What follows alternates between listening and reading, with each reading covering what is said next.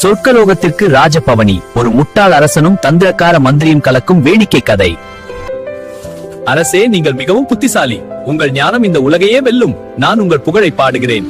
சத்தியம் பண்ணு மந்திரியே, என்னை விட்டு போகவே மாட்டேன். நிச்சயமா நீங்கள் சொர்க்கம் போனாலும் நரகம் போனாலும் நான் உங்களுடைய இருப்பேன். மந்திரியே, இந்த நரிகள் ஏன் இப்படி சத்தம் போடுகின்றன?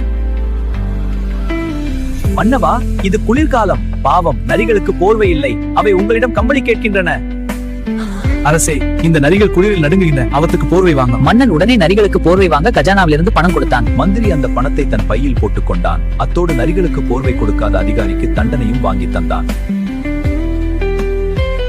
இது என்ன ஜீவன்? இது நம் யானைகளில் ஒன்று மன்னா. யானை அதிகாரி தீனி போடாததால் இது இப்படி துரும்பாய் இழைத்து விட்டு யானைக்காரனை தண்டிக்க உத்தரவிட்டான். இது நம் சமையலறை உணவை தின்று கொழுத்த சுண்டலி. மன்னன் உடனே சமையற்காரனை தூக்கில் போட சொன்னான். மன்னா, இது மிக நல்ல நேரம்.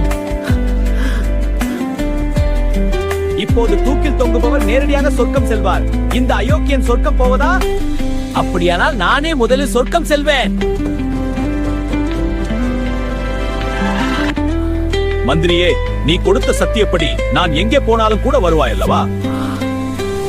வா, முதலில் நீ சொர்க்கம் சென்று எனக்கு வழிகாட்டு.